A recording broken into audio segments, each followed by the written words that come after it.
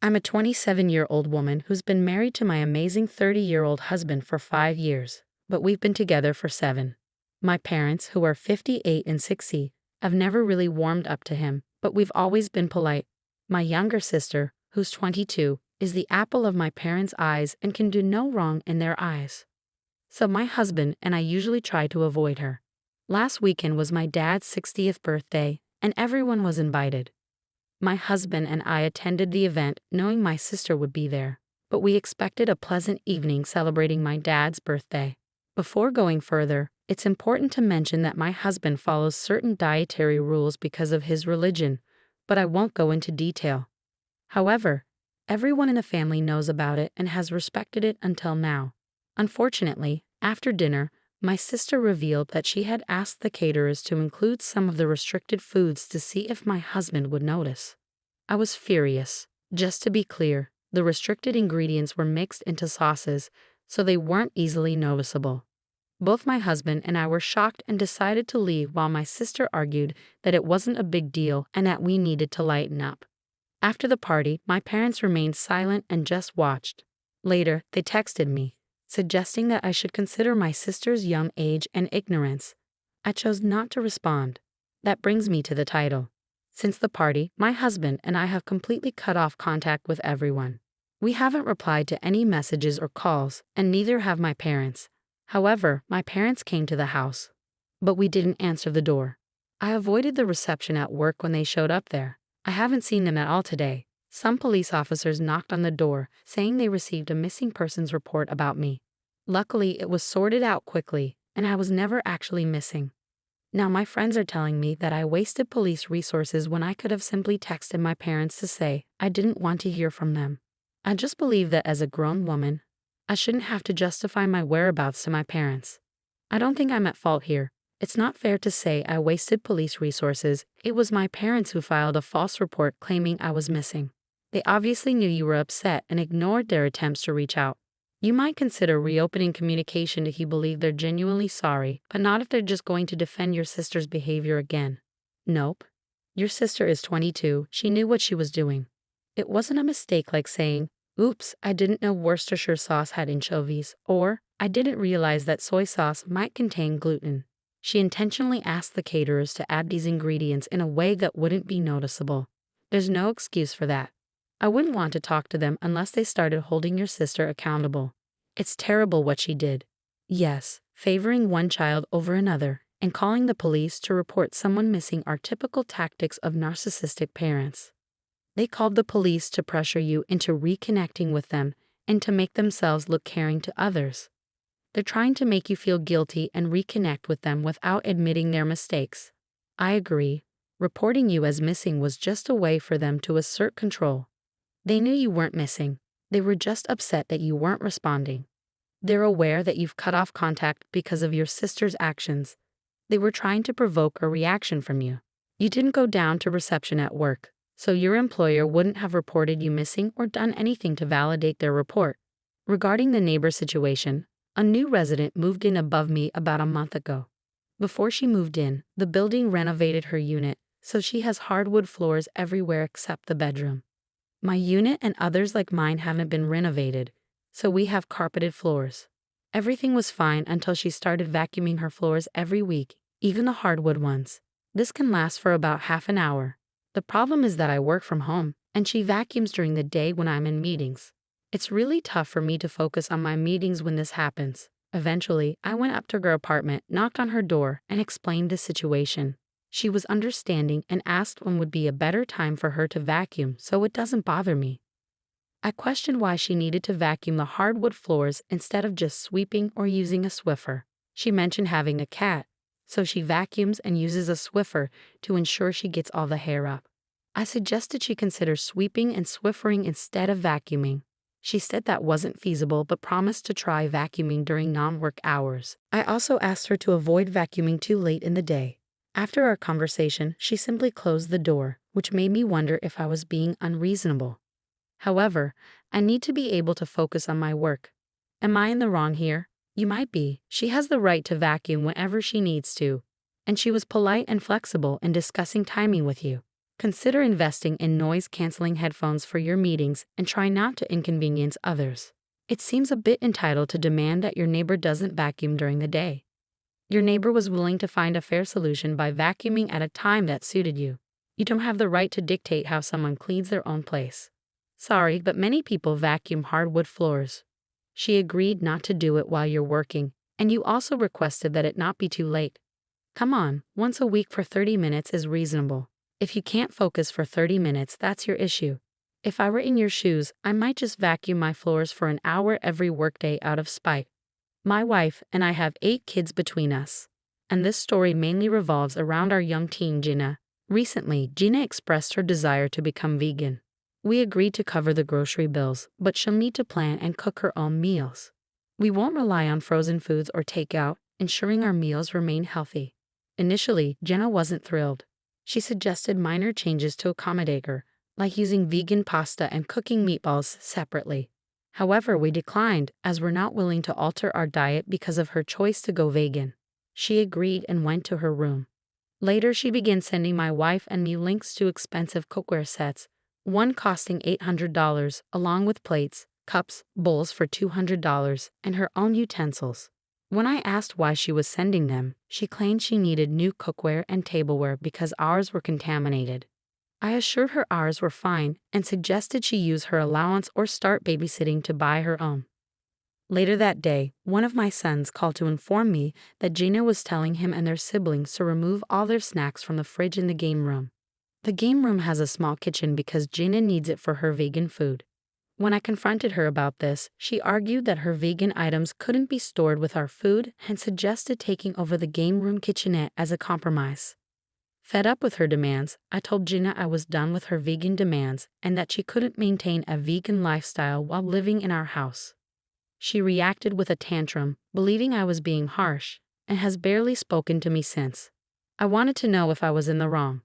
Edit, she compares it to our rule against seafood due to our child's severe allergy or making special meals for our oldest due to their autoimmune condition.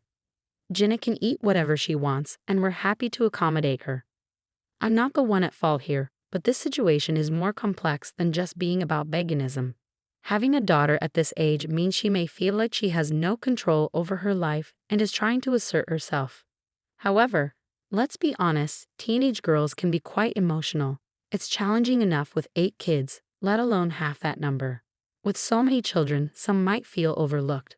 Additionally, considering we have one child with a shellfish allergy and another with severe medical issues requiring dietary restrictions, our family's food choices are already influenced by health concerns. I wonder if Gina's veganism is a plea for attention and understanding she feels she lacks. I see it as a cry for help. It seems like a cry for attention. Asking for expensive cookware may be a way for the parents to demonstrate they're willing to invest in her. Wanting her own space in the fridge could be her attempt to carve out a place in the home that's solely hers. I suspect she's longing for her parents' recognition. The way the OP responded to her initial request, putting the burden back on the girl, seems harsh.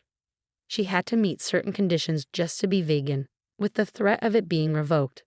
The parents didn't offer help or support. Instead, they judged her. I'm sorry, but in this situation, you may be in the wrong. My sister Stephanie, 31, was always our parents' favorite, while I, 28, and my other sister Emily, 33, were often overlooked. Our parents allowed Stephanie to insult and take Emily's belongings because she's your baby sister. They treated me similarly, saying I should listen to Stephanie because your big sister knows better. Stephanie always received more attention at family gatherings. She received more gifts on birthdays and got to pick the theme and guest list. This favoritism continued into adulthood. For instance, she chose a restaurant I disliked for my graduation dinner and announced her pregnancy there, which my parents praised as the news of the family's first grandchild. They dismissed my feelings, saying a diploma is just paper. Realizing I'd never be valued like Stephanie, I've cut off contact with her and my parents except for emergencies involving other family members. Emily has done the same. Communication has slightly increased since our mother passed away, but it remains minimal. I'm preparing for my wedding, and my father contacted me about him and Stephanie arriving early because he assumed he would walk me down the aisle, with Stephanie serving as an honorary lead bridesmaid. However, I've already chosen my best friend Matt, who's been by my side since college, to walk me down the aisle.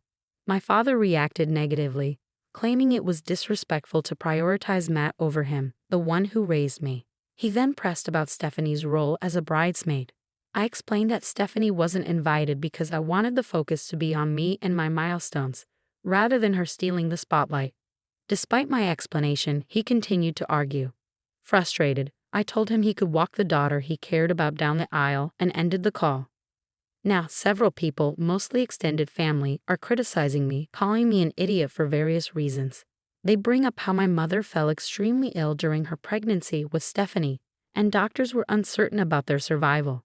They argue that I can't truly comprehend the fear of possibly losing a child.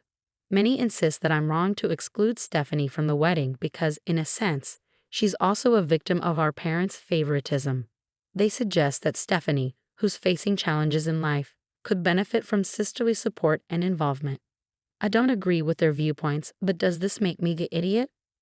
No, you're not the idiot. Stephanie can seek support from professionals for her difficulties, but you shouldn't have to endure anxiety on your wedding day. As for your father, you can't assume he's the favored child. Disregard the extended family and their justifications. They haven't lived your experiences, so disregard them. It's like something out of Shakespeare, and I love it. This was precisely my perspective. If Stephanie suffered from our parents' favoritism, so did I. Unless Stephanie demonstrates understanding of her hurtful behavior and can attend an event without causing issues, she's not welcome. You know who else was a victim of our parents' favoritism? Me. It's time Stephanie is held accountable, just like your father. Enjoy your wedding without them for once. This day is about you, surrounded by those who truly care, like your sister Emily. I hope you have a fantastic day and create wonderful memories with her. Story 2. I'm a 33-year-old mom of 2. Last week, my sister, who's 37, asked if I could babysit her tween son, Ben, over the weekend. She and her husband needed to attend a child-free wedding.